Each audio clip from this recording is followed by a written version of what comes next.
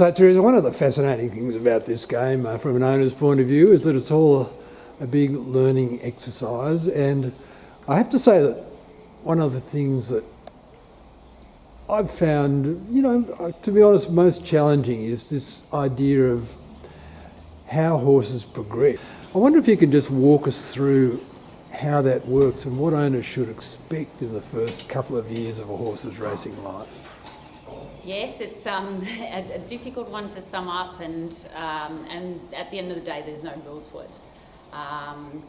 And horses, they progress and learn at different rates, and that's probably the hardest part. I suppose it's experience from our end and our riders, and that it's certain things that horses do in the field that they give you, and little traits that they have that give you a bit of a guide on what you think the horse's ability is. But it is very hard to make assessments early on because they all do learn at very different rates. We've had ones here that sort of haven't really shown a great deal of ability early on. They sort of go through the motions. They do what you ask them to do without sort of being anything exceptional. But then once you sort of get them to jump outs and races, they start to put it all together and the penny drops, and some of them can jump out of the ground and improve exponentially. Others sort of show you a bit of ability early on and then can plateau pretty quickly and sort of reach their mark where there's no more improvement.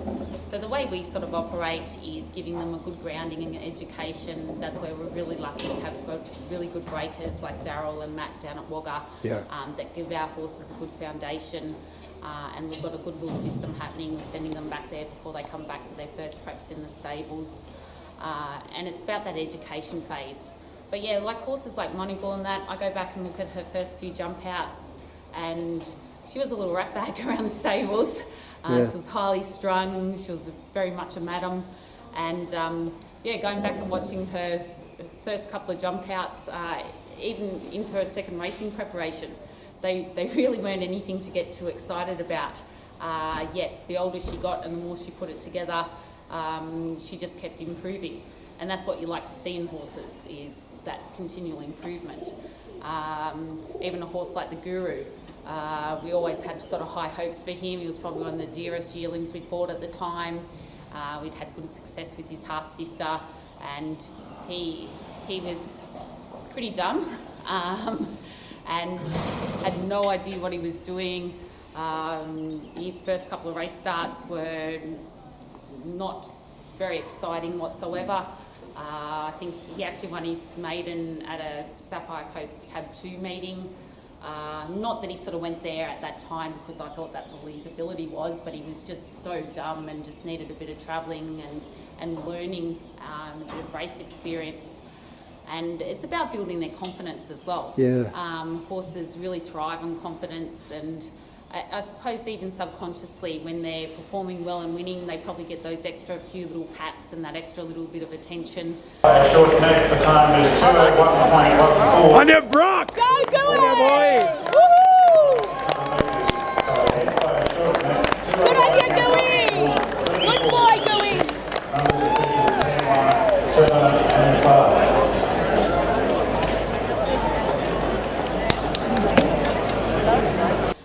And some of them really thrive on it, and they know when they've won. I've had old geldings and that here that are a bit arthritic and that, and sort of go out onto the track and take a while to warm up.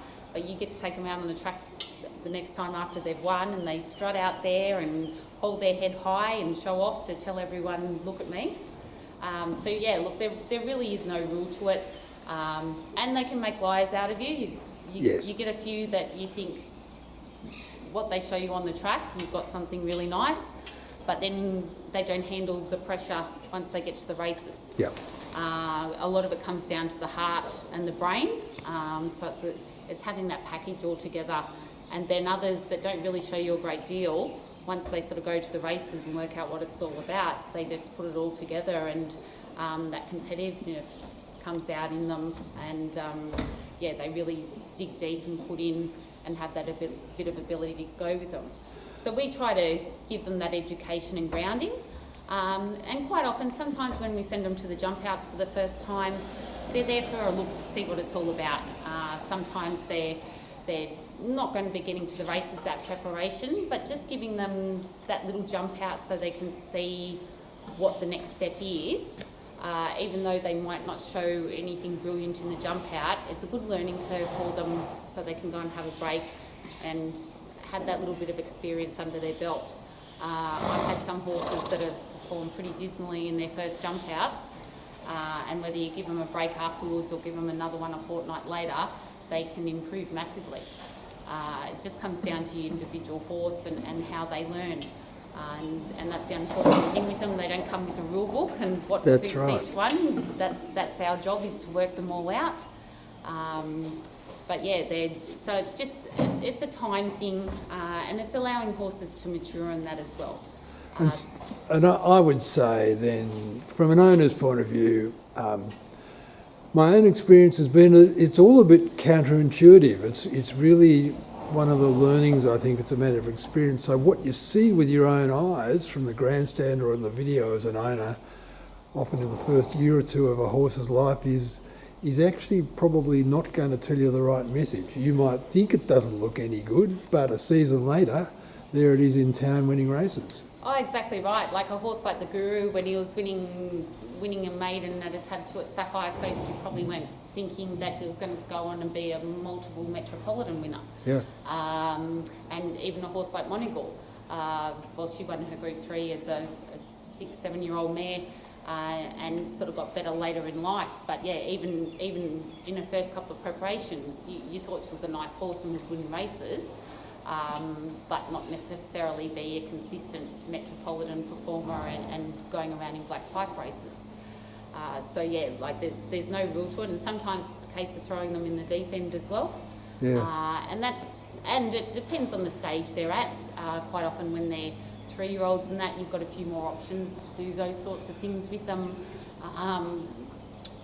and test them.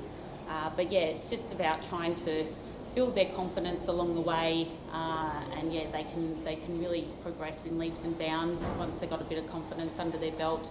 And the way our rating system works too, it's nice to be able to take them to the country and sort of get that bit of race experience under their belt, and they can learn a bit of racecraft and what it's all about before their rating goes up too quickly.